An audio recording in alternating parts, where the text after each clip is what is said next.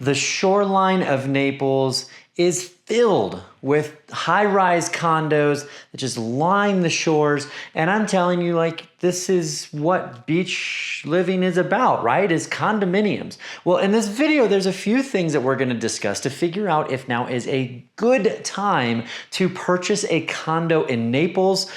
We're going to talk about the pros, we're going to talk about the cons, and we're going to talk about some new regulations that might influence your decision.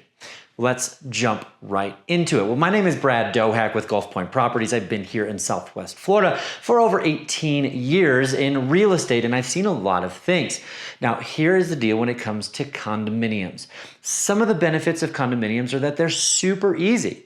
People want, if they're using it as a vacation property, to be able to lock the door, not have to worry about anything in terms of maintenance, anything that goes on the outside, landscaping, painting, roof leaks.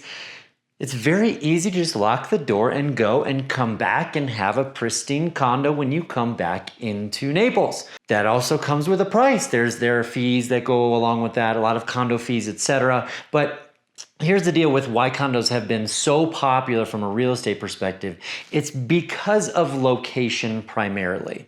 And I mentioned the shorelines. They're lined with condominiums because that is the most prime real estate that we have is along the beach. That's where you're going to see a lot of condos because we can get a lot of density of people into a smaller footprint of real estate. And that's why it's tended to make a whole lot of sense over the past.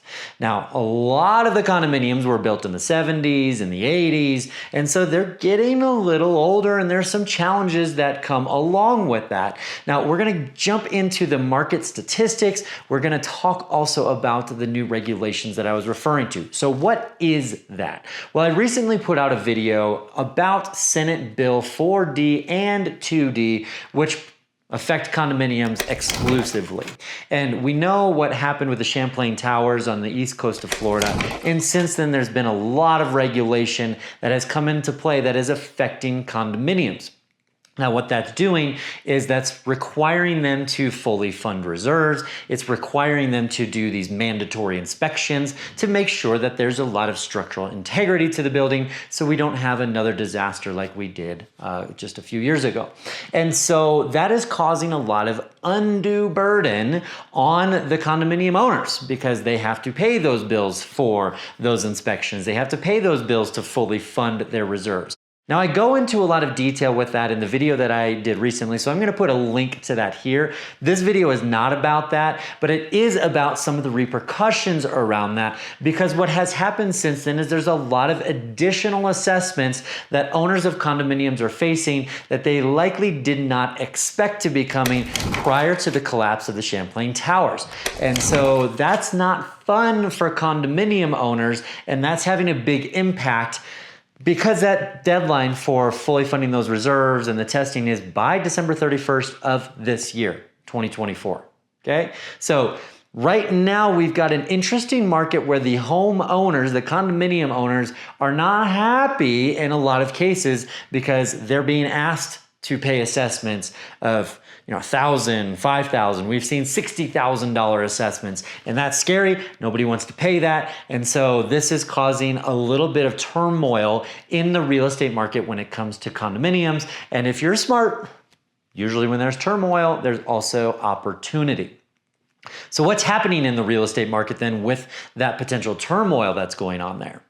So if we look at our latest data, actually the median sales price of condominiums and townhomes has gone up by 1.4% over 2023.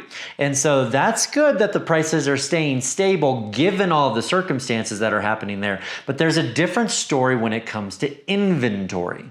So last year we had 3.8 months worth of inventory for condominiums and townhomes in all of Collier County, which is where Naples is located. Fast forward to today and we have 12 and a half months worth of inventory. 12 and a half months worth of inventory over 1 year. And so what does that tell us? That tells us that there's not as much demand and there's more inventory available to be purchased. And so typically when we have an imbalance in supply and demand, that would typically mean that prices may be coming down, and we're starting to see some motivated sellers on the condominium front. And so again, as we talked about people who are savvy, this could create an opportunity for you if you're looking to get into the market where you might be able to purchase a property for less than you certainly could have even last year or a couple years ago. We're starting to see the trend going in that direction. Now, here's a very important piece of advice. You want to make sure if you're interested in condominium living that you have a great professional on your team.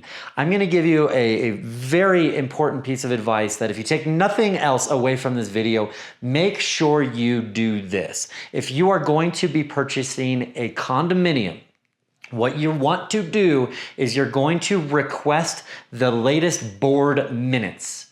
You want to understand what has happened in the previous 2 or 3 board meetings, condominium board meetings, and it'll have the minutes. Now, that's not public information. That will be something that your agent, and looking in the area, we would love to have the opportunity to work with you, will request that from the listing agent because it needs to come from the seller.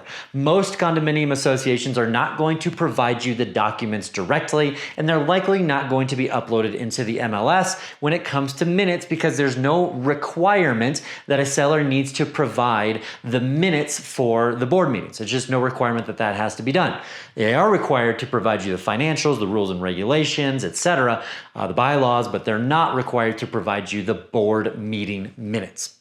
What this is going to tell you is this is going to tell you all the conversations that have taken place around these Senate bills and around any potential assessments. And so it's a great insight. I've seen a lot of times where the seller's not aware of what happens in the board meetings, but the board minutes will tell the truth around that. So you're going to request the board minutes so you can review those. And you also want to review the financials. What do those look like? Do we have fully funded reserves? Have we already done our inspections? These are questions that are very important in the process because the reality is that you as the buyer, if you're aware of these issues, you can negotiate in the deal to make the seller be responsible for them because you didn't own it when all of this came about. And so you can negotiate as part of the deal that the seller pays for all of the issues that are upcoming.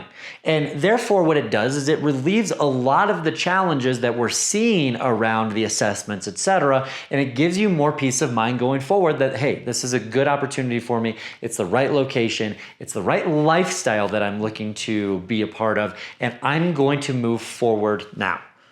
And so if you are interested in condominiums, do me a favor, reach out. Let's have a conversation with me or my team, and we'll go through this and figure out what area is best suited for you. Because as I mentioned, with 12 months worth of inventory, that is a buyer's market. That is an opportunity. And so you protect yourself from these assessments, but you can also buy something with the peace of mind going forward that you made the right decision.